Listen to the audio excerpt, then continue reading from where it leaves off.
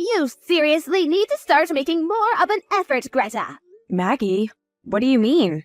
With Chad. Chad? What about him? Is he really my grandson? Yes, of course he is.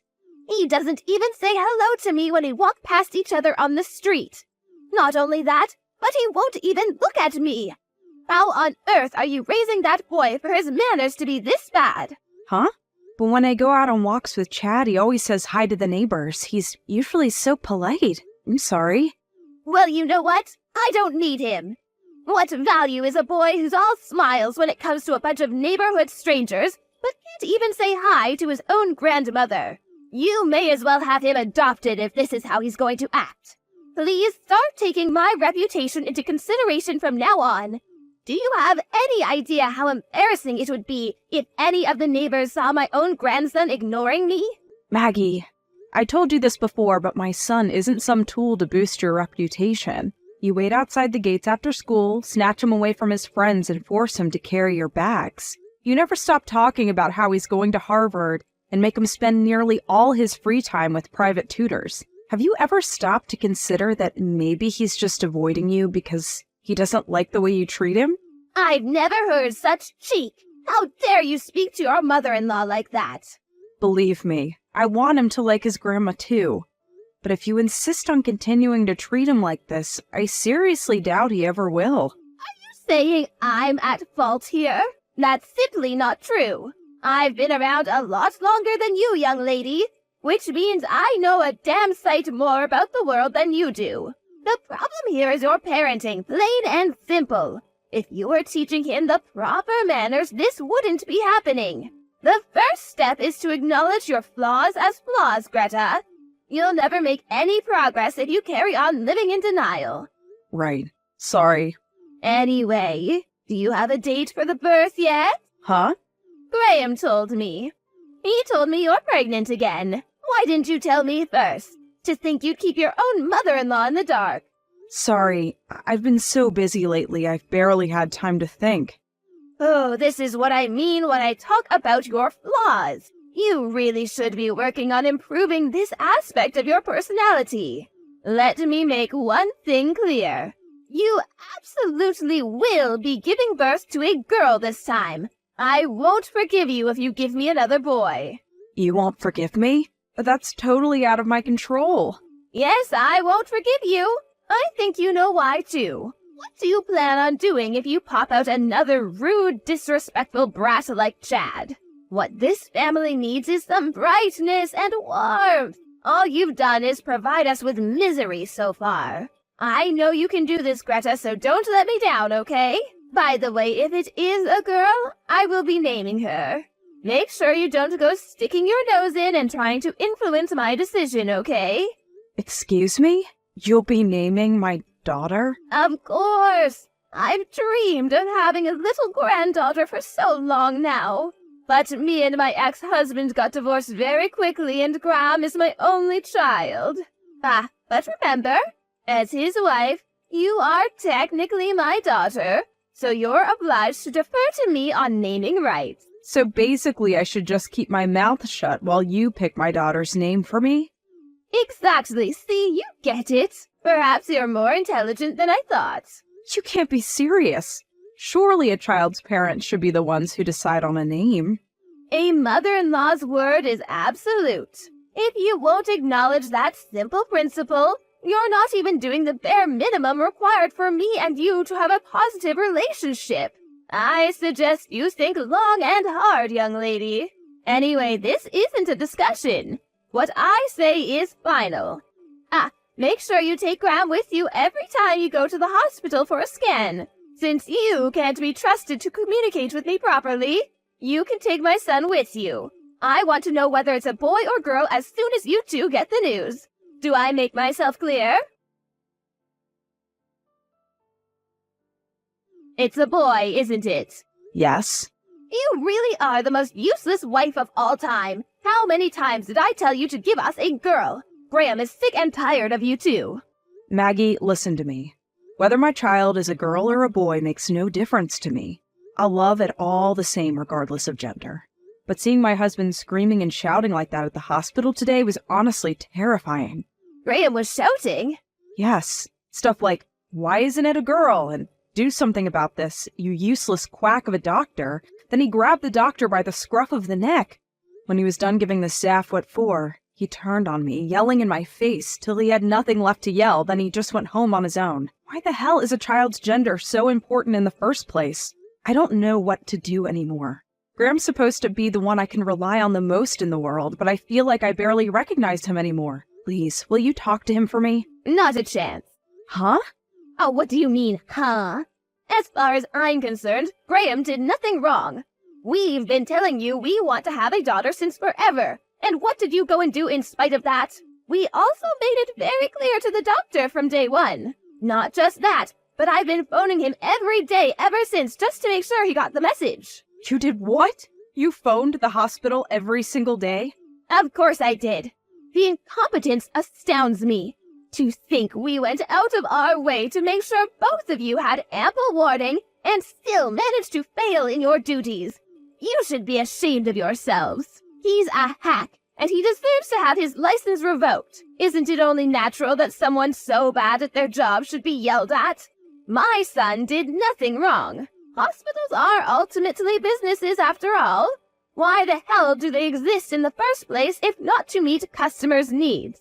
Wow, I'm in total disbelief here. The gender of the baby was nothing to do with the doctor. Do you really think he has any influence over that? Medical technology is very advanced these days. Advanced, I tell you. There must have been something he could have done. I advise you to stop giving unsolicited opinions on matters you don't understand.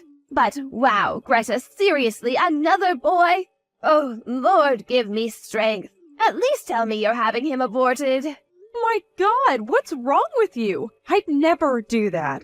Fine, then we have no choice. You've forced my hand. The boy will be having a sex change. Huh? Oh, you hear about it all the time. People who identify as females despite being born in male bodies. They have operations to turn them into girls so the exterior matches how they feel inside. To it that he has the operation as soon as he's born. If money's a problem, I'll cover it, so don't worry about that. Well, what do you think? Greta, are you there? Are you reading my messages? Sorry, I had the sudden urge to throw up. Oh, come on, you're such a whiner. It's only a bit of morning sickness. You've done this before, surely you should be used to it by now. No, it wasn't morning sickness that made me feel like vomiting. It was you. You're absolutely disgusting. Excuse me? No one in their right mind would seriously think it's a good idea to make a newborn baby have a sex change operation. First of all, you're only saying that for your own selfish reasons. You literally have no regard for what he himself might want. It's genuinely sickening. Oh, get off your high horse, you stupid bimbo. I wish my son never met you. If you think you're going to get away with speaking to me like this, you've got another thing coming. I have some tricks up my sleeve, you know. You'd be a fool to underestimate me. Do whatever you want. I don't want to have anything to do with any of it. Greta, is everything okay? Hey, Mom, what do you mean? Did something happen? Your stuff's here. Huh? Did something happen? Your personal belongings just arrived at my house. I assumed it was you who sent them. What?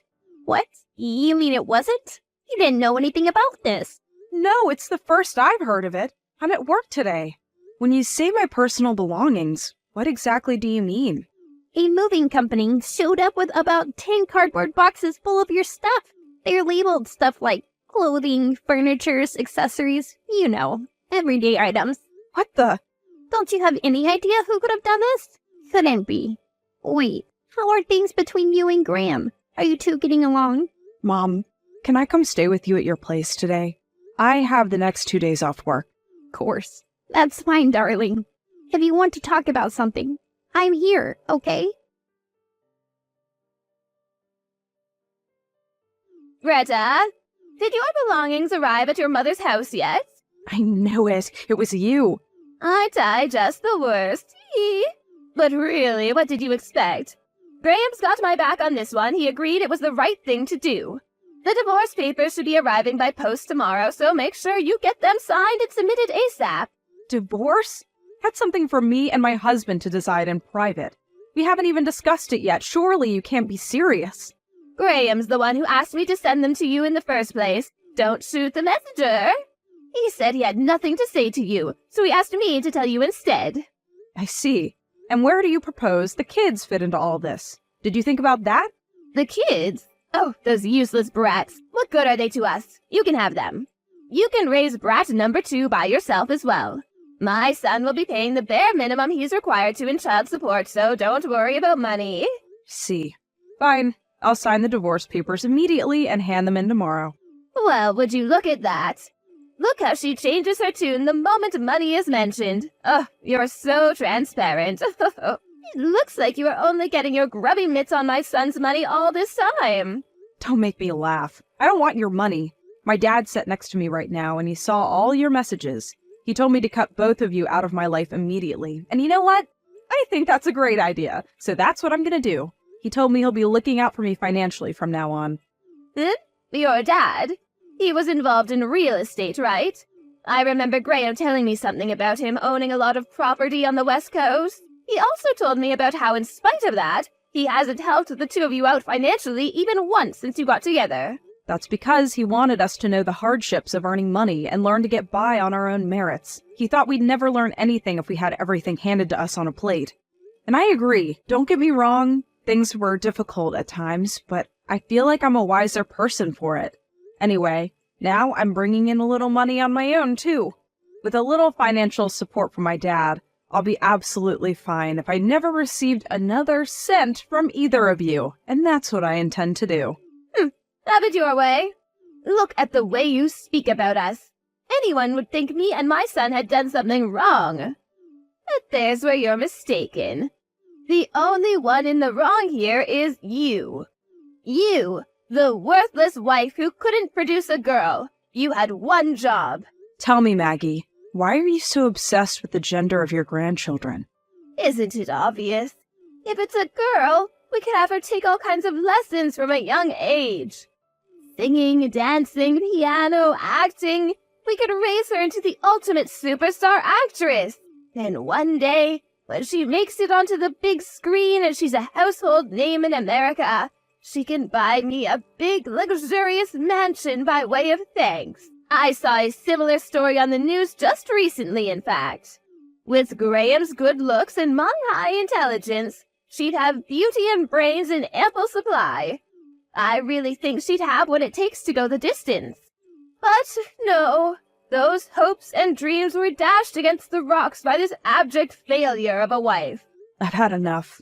I'm struggling to even bring myself to reply to you anymore. You're the most selfish person I've ever met. Whether parents or grandparents, everyone has a responsibility to show gratitude towards the people who raised them. Oh, and you've made your decision now, which means you better make sure you don't pester us for money after this. You had your chance and you blew it.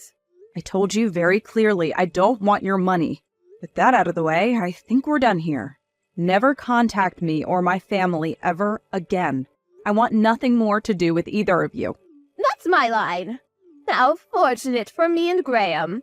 We get to cut you out of our lives like the tumor that you are without even having to pay a cent. Goodbye forever, you useless good-for-nothing. Edith, oh my, it's been a while. How have you been? Oh, it's me, Maggie. You know, the exceptionally kind woman who allowed your tragically useless daughter into her family for a little while. I see. My daughter told me you'd never be contacting me again, so I didn't know who it was. Well, you see, that was my intention, but changed. I messaged you because there's something I urgently need to talk to Greta about. I couldn't get through to her number, so I messaged you instead. Oh, I see. What is it then? Why do you want to talk to my daughter? Well, you see, here's the thing. Graham got married last year. Oh, he did? That's amazing news. Congratulations. No, it's not amazing news at all. Excuse me? His new wife is just awful. I've never met anyone with such a rotten personality. She seems hell-bent on making an enemy of me. On top of that, she's the one who wears the trousers in the relationship. She turned my poor Graham into her own personal worker drone slave. Even he can't make her see sense. I see. That's a real shame. But wait, that's not even the half of it. The most unbelievable thing is that apparently he can't even have kids. Oh, really? Well, there are all sorts of couples around these days. I suppose that's just the modern age for you. Oh, that's not the point. I wanted Graham to provide me with a little girl more than anything. Surely it's a wife's duty to meet her mother-in-law's expectations. Oh, good grief. Anyway, now you understand the awful situation we're in. I'll get to the matter at hand. You see, I was wondering if your lovely daughter Greta would get back with my son. Excuse me? Let's face it, I'm not the spring chicken I once was. I'll probably be in need of care within, 10 years? I'd have to be delusional to think there was any hope of his current bitch queen of a wife looking after me. So basically, Maggie, what you're saying here is that you want my daughter to get back with your son so she can change your diapers when you get old? Oh, why do you have to put it like that? Anyway, that's not the only reason. Look, if you get her to come back, me and Graham will accept both of their boys back into the family, and they can finally be raised by their mom and dad together. We're even willing to overlook the unfortunate fact of their genders. How does that sound? I don't even need to bother my daughter with this nonsense. The answer is obviously a big fat no. What? Besides, you just told me he's married. What about his current wife? Well, naturally, I'll be having him divorce her. A woman like that is simply not suitable to be part of our family. Lucky girl. I wouldn't wish the misfortune of being part of your family on my worst enemy. What's that supposed to mean? But really, if anything, you're the ones who aren't suitable for my daughter. Greta won't be having anything to do with either of you again, just like she's already told you very clearly. So that's how you're going to act, is it?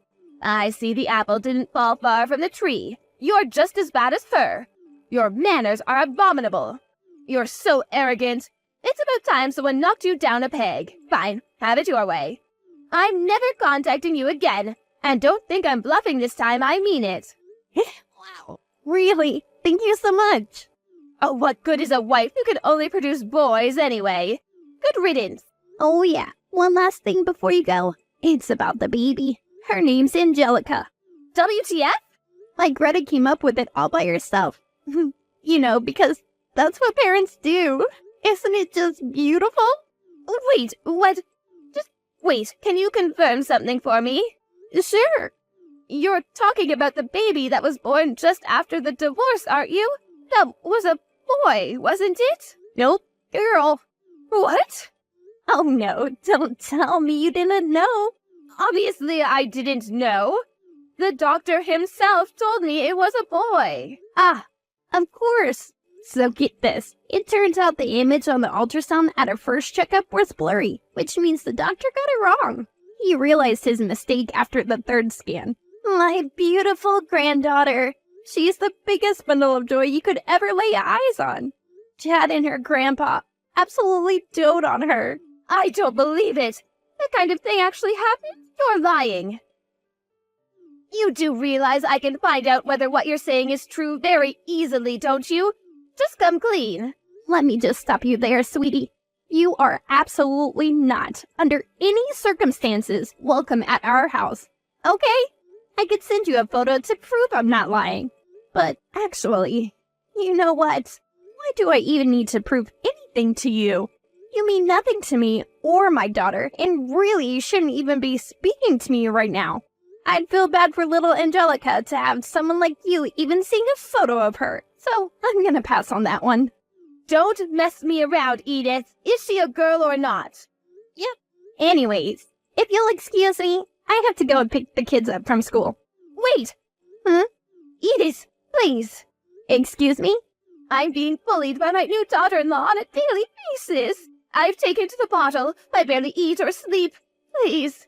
My son's no use either. She's got him wrapped around her little finger. I think they may actually end up kicking me out of the house at this rate. Oh, no. So please, Edith, won't you and Greta welcome me into your family? You can't be serious. I mean, it's hardly fair to make me a pariah, isn't it? Little Brad and Angelica are my grandchildren, after all. Let me live with them. You wouldn't deprive them of their grandmother, would you? Maggie, your grandson's name is Chad. Anyway, you must be joking me, right? This is all a joke, isn't it? Yes, I meant Chad. My lovely, darling Chad. Oh, please, Edith, why would I joke about something like this? I'm 100% serious. I'm begging you here. If we weren't messaging each other, I'd be on my knees right now. Oh, so what do you say? Will you persuade Greta for me? Persuade her? The answer is no. You'll never set foot in this house again. You have no recollection of how awfully you treated my daughter? Oh, that's ancient history. Get over it already. I want to see my grandchildren. You're the one who wanted nothing to do with them in the first place. You have no right to be part of their lives anymore. Oh, you stubborn old hag. Who do you think you are? Look at you trying to keep my grandchildren all to yourself. You're the worst. I can't get by as a woman on my own. If my daughter-in-law kicks me out, I'm finished. I'll be starving and homeless. If something happens to me, it'll be yours and your daughter's fault.